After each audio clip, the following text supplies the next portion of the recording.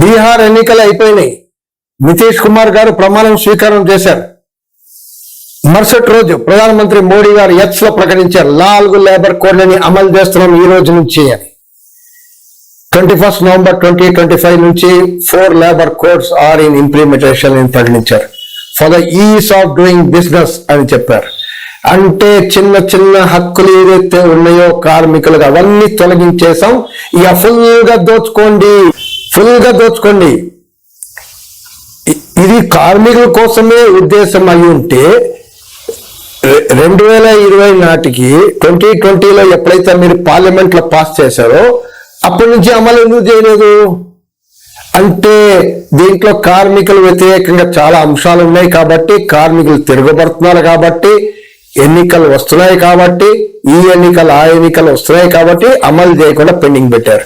అదే రకంగా కార్మిక సంఘాలు కూడా ఏదైతే యావత్ కోట్లాది మంది ఏదైతే సంవత్సరానికి ఒకసారి సమ్మెలు చేస్తూ ఇది అమలు చేయొద్దు, దీని వ్యతిరేకంగా నినాదాలు అనేది వాళ్ళు తీసుకొచ్చారు. కానీ ఇప్పుడు బీహార్ ఎన్నికలు అయిపోయినాయి.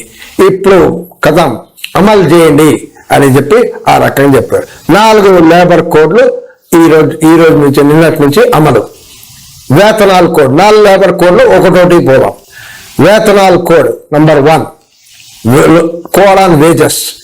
ఏంటి దీంట్లో కనీస వేతనం గురించి చెప్పారు. కనీస వేతనం ఎలా ఇవ్వాలి? ఫ్లోర్ వేజ్ సెంట్రల్ గవర్నమెంట్ నిర్ణయిస్తుందంట. దాని కన్నా పైన స్టేట్ గవర్నమెంట్ నిర్ణయించవచ్చు, ఫ్లోర్ వేజ్ కన్నా తక్కువ నిర్ణయించొద్దు అని చెప్పారు.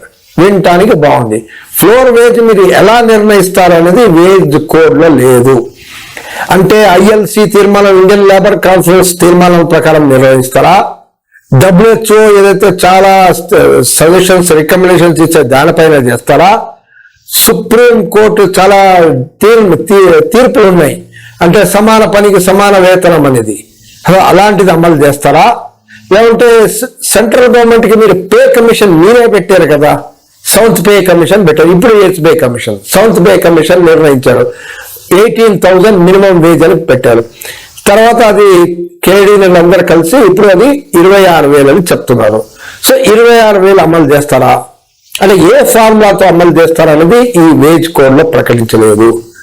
అంటే ఓ ఫ్యామిలీ ఎంత న్యూట్రిషన్ తినాలి, ఎంత ఆహారం, ఎన్ని బట్టలు వేసుకోవాలి, పిల్లలు చదువులు, రిఫ్రెష్మెంట్, సినిమాలు, వారానికి ఒకసారి మాంసం, ఇవన్నీ ఉంటాయి వేజ్ నిర్ణయించేటప్పుడు. పే కమిషన్ ఇవన్నీ నిర్ణయించింది. మరి వీళ్ళకు కూడా పే కమిషన్ ఎందుకు పెట్టరు? మిగతా కార్మికులందరూ కూడా పే కమిషన్ ఎందుకు పెట్టరు? వాళ్ళు కూడా పే కమిషన్ పెడితే ఎవరి 5 years 10 years డివైడ్ చేయొచ్చు కదా. లేదు, ఫ్లోర్ వేజ్ అని చెప్పారు.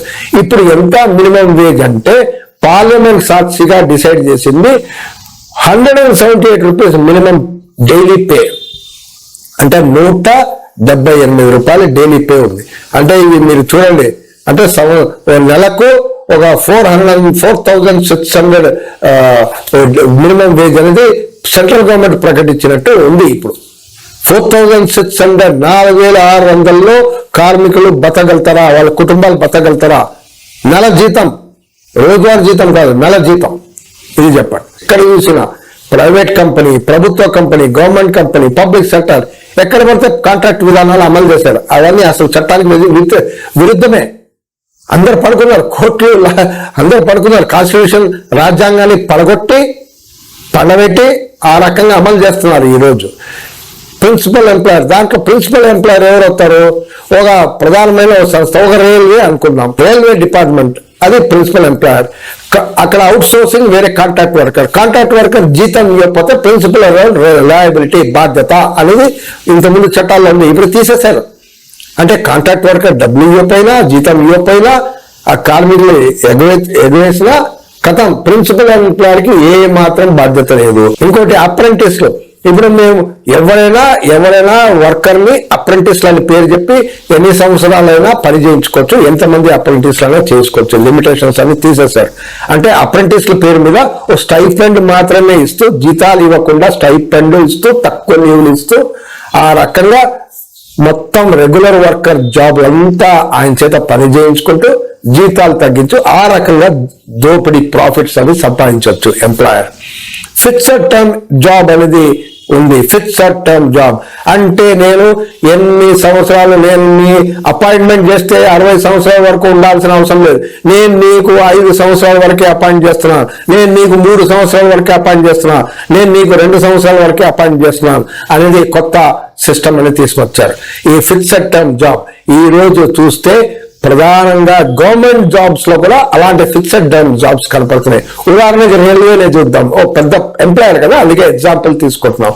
రైల్వేలో ఒక temporary IOW, temporary TRD, OHE incharge ఇలాంటివి నోటిఫికేషన్లు ఇస్తూ 5 years అనేది వాళ్ళకి ఇస్తూ ఆ రకంగా వాళ్ళని రిక్రూట్ చేస్తున్నారు. స్కిల్డ్ వాళ్ళంతా ఇంజనీర్స్. ఫిక్స్డ్ టర్మ్ జాబ్ ఉంటుంది, ఫిక్స్డ్ టర్మ్ లో అలవెన్స్ అంతే ఉంటుంది, జీతం ప్రకటిస్తారు, అంతే ఇస్తారు, ప్రమోషన్స్ అలాంటివి ఉండవు. టర్మ్ అయిన తర్వాత వెళ్ళిపోవాల్సిందే.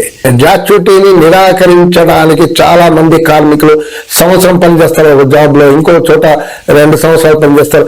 లోతుపాట్లు అనేది ఈ దీంట్లో కల్పించారు. ఆ రకంగా గ్రాట్యుటీని కూడా నిరాకరించడానికి ప్రయత్నం అనేది చేశారు ఈ లేబర్ కోడ్ లో. నెక్స్ట్ పోదాం, కోడ్ ఆన్ ఇండస్ట్రియల్ రిలేషన్స్ అంటే పారిశ్రామిక సంబంధాల కోడ్. దీంట్లో పోదాం. ఇంతకుముందు ఓ ఫ్యాక్టరీలో, ఓ కర్మాగారంలో 100 మంది కార్మికులు లోపల పనిచేస్తుంటే దాన్ని ఒక మేనేజ్మెంట్ క్లోజ్ చేయవచ్చు, జనాల్ని తీసేయవచ్చు, లే ఆఫ్ చేయవచ్చు, రిట్రాన్స్మెంట్ చేయవచ్చు. ఆ హక్కులన్నీ కల్పించారు. దీనికి ప్రభుత్వ ఒక పర్మిషన్ అవసరం లేదు అనేది ఇంతకుముందు చట్టంలో ఉంది. ఇప్పుడు ఈ లేబర్ కోడ్ ఏం చేశారు, దాన్ని 300 మంది కర్మాగారాలు స్ట్రెంత్ కి తీసుకెళ్ళిపోయారు.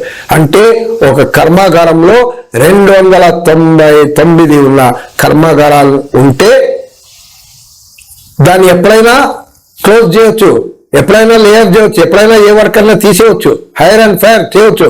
ప్రభుత్వ పర్మిషన్ అక్కర్లేదు, మేనేజ్మెంట్ ఎప్పుడైనా చేసేవచ్చు. ఇంత దారుణమైన ఒక పరిస్థితి తీసుకొచ్చారు. అంటే ఈ రోజు 74% స్మాల్ స్కేల్ ఇండస్ట్రీస్ అంతా 300 స్ట్రెంత్ లోపలనే. మరి అంటే వైట్ వాష్ ద్వారా మొత్తం ఈ చట్టం తీసుకొచ్చి మొత్తం ఆ రకంగా హైర్ అండ్ ఫైర్ సిస్టమ్ ని ఫ్రీగా అమలు చేసేటట్టు ఈ కోడ్లో కనపడుతుంది మనకు. అదే రకంగా ఒక యూనియన్ రిజిస్టర్ చేయాలంటే 10% వర్కర్స్ సైన్ చేయాలి రిజిస్టర్ చేయడానికి. ఇవన్నీ చేసిన తర్వాత అంగీకరించాలా లేదా అంటే యూనియన్ ని గుర్తించాలా వద్దా, రిజిస్టర్ చేయాలా వద్దా అనే హక్కులు కూడా వాళ్ళకే అప్పచెప్పారు అధికారానికి. ఇంతకుముందు ఆటోమేటిక్ నేను ఇంతమంది సైన్ చేసి ఇస్తే మీరు చేయాల్సిందే, రిజిస్టర్ చేయాలి. కానీ రిజిస్టర్ తిప్పలు పెడతాడు, అవన్నీ ఒక భాగం. ఏంటంటే మేనేజ్మెంట్ ప్రెషర్ ఉంటాయి, డబ్బులు ఇస్తాడు, ఇవన్నీ సమస్యలు ఉంటాయి. కానీ ఇప్పుడు చట్టంలోనే చెప్పేశారు, దానికి ఏదో కండిషన్స్ పెట్టి మీరు రిజెక్ట్ కూడా చేయొచ్చు అనేది పెట్టారు సార్. ఇంకో రిజెక్ట్ చేయడానికి ఇంకా 2 అవకాశాలు కూడా కల్పించారు. ఒకటి, నేను 10% వర్కర్స్ ఈ రోజు మీరు యాక్సెప్ట్ చేశారు. ఒక కార్మికుడు చనిపోయాడు, కార్మికుడు ఎక్కడో ట్రాన్స్ఫర్ అయిపోయాడు, కార్మికుడు రిటైర్ అయిపోయాడు, అప్పుడు తగ్గితే నా యూనియన్ అవుట్, రిజిస్ట్రేషన్ అవుట్. అదే రకంగా మా యూనియన్ లో నాయకుడి పైన లిటిగేషన్ కేసు ఉంది అంటే మేనేజ్మెంటే కావాలని లిటిగేషన్ కేసు పెడితే ఆ లిటిగేషన్ ఉంది కాబట్టి యూనియన్ మేము రిజిస్టర్ చేయడానికి లేదు, సో యూనియన్ రిజిస్ట్రేషన్ క్యాన్సల్. ఎంత దారుణం అండి. యూనియన్ గుర్తింపు దీని గురించి కూడా ఈ చట్టంలో ఉంది, ఇండస్ట్రియల్ రిలేషన్ చట్టంలో. దీంట్లో ఇంతకుముందు యూనియన్స్ ఉంటే 2-3 యూనియన్స్ ఉంది అనుకుంటున్నాం. ఒక ఫ్యాక్టరీలో యూనియన్స్ ఎన్నికలు జరుపుతారు, సీక్రెట్ బ్యాలెట్, ఎవరికి మెజార్టీ వస్తే వాళ్ళు ఎలక్షన్ లో వాళ్ళని గుర్తిస్తారు ఆ యూనియన్ ని. ఈరోజు పార్లమెంట్ అసెంబ్లీలో కూడా అంతే కదా. అంటే 25% ఉన్నా కానీ ఓ ఎమ్మెల్యే అయిపోతాడు, ఎంపీలు అయిపోతారు. కానీ ఇక ట్రేడ్ యూనియన్ మాత్రం గుర్తించడానికి వీలు లేదు. మినిమం 51% ఉండాలట. 51% ఓట్లు రాకపోతే ఏ యూనియన్ ని గుర్తించరు. 50% వచ్చినా కానీ గుర్తించాలంట.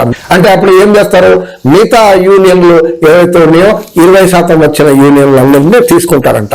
20% వచ్చే యూనియన్లో 2-3 ఉన్నాయనుకోండి, ఒక యూనియన్ కి 40% వచ్చింది, గుర్తించలేదు. ఇంకో యూనియన్ కి 20% వచ్చింది, ఇంకో యూనియన్ కి 20% వచ్చింది. దీంట్లో మేనేజ్మెంట్ యూనియన్ కూడా ఉంటాయి.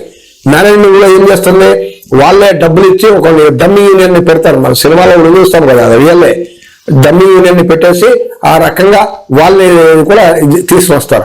సో ఇక నెగోషియేషన్ కౌన్సిల్ అని పిలుస్తారు. నెగోషియేషన్ కౌన్సిల్ ఎవరిని పిలుస్తారు, మేనేజ్మెంట్ హక్కు ఉందంట ఏ యూనియన్ నుంచి ఎవరిని పిలవాలనేది. మేనేజ్మెంట్ డిసైడ్ చేస్తుంది ఎవరిని పిలవాలి నెగోషియేషన్ కి. నెగోషియేషన్ పిలిచిన తర్వాత ఈ 3-4 యూనియన్లు ఉంటాయి, మేనేజ్మెంట్ కూడా ఉంటాయి. దీంట్లో మెజారిటీ డిసిషన్ తీసుకుంటారంట. అంటే ఈ చిన్న చిన్న డమ్మీ యూనియన్లు, ప్రో మేనేజ్మెంట్ యూనియన్లు వీళ్ళందరూ కలిసి లేదు మేము ఇంతే జీతం, మేము జీతం పెంచాం, మేము జీతం 100 రూపాయలే పెంచుతాం, 200 రూపాయలు పెంచుతాం, ఈ బెనిఫిట్ ఇవ్వం, ఈ అలవెన్స్ ఇవ్వం అనేది డిసైడ్ అయిపోతే అవే అమలు అయిపోతుంది మొత్తానికి. అంటే 50% గుర్తింపున్న యూనియన్ కూడా ఏ మాత్రం హక్కు ఉండదు నెగోషియేషన్ ప్రాసెస్ లో, బార్గెనింగ్ ప్రాసెస్ లో అనేది తీసుకొచ్చారు దీంట్లో. అదే రకంగా ఎంప్లాయీ 18,000 జీతం దాటితే సూపర్వైజర్ అని చెప్పి ఆయన్ని అసలు ట్రేడ్ యూనియన్ చట్టాల నుంచి, అసలు కార్మిక గుర్తింపు నుంచి అసలు తీసేసేయచ్చు. అంటే 18,000 దాటితే ఆయన సూపర్వైజర్ అయిపోతాడు. సూపర్వైజర్ అయిపోతే ఈజ్ నాట్ ఎ వర్కర్ కాదు. వర్కర్ కానప్పుడు ఇండస్ట్రియలైజేషన్స్, ఓటు, నిలబడ్డ ఓటు హక్కు ఇవన్నీ ఏమి ఉండవు. అంటే 18,000, 18 లక్షలు కాదు, 18,000 జీతం వస్తాయి. సమ్మెలో కూడా తీవ్రమైన ఒక కండిషన్ అనేది తీసుకొచ్చారు ఈ చట్టంలో, ఈ లేబర్ కోడ్ లో. ఏంటంటే ఇంత ముందు సమ్మె చేయాలంటే వర్కర్స్ అంతా ఎప్పుడైనా సమ్మె వెళ్ళిపోవచ్చు. 1 డే నోటీస్, ఇవాళ నోటీస్ ఇస్తాం, ఇవాళ సమ్మె, రేపు సమ్మె వెళ్ళిపోతారు. కానీ ఇప్పుడు 60 రోజులు నోటీస్ ఇవ్వాలంట. 60 రోజులు నోటీస్ ఇచ్చిన తర్వాత ఆ ట్రిబ్యునల్ దగ్గర చర్చలు అవన్నీ జరుగుతుంటది, ప్రొసీడింగ్స్.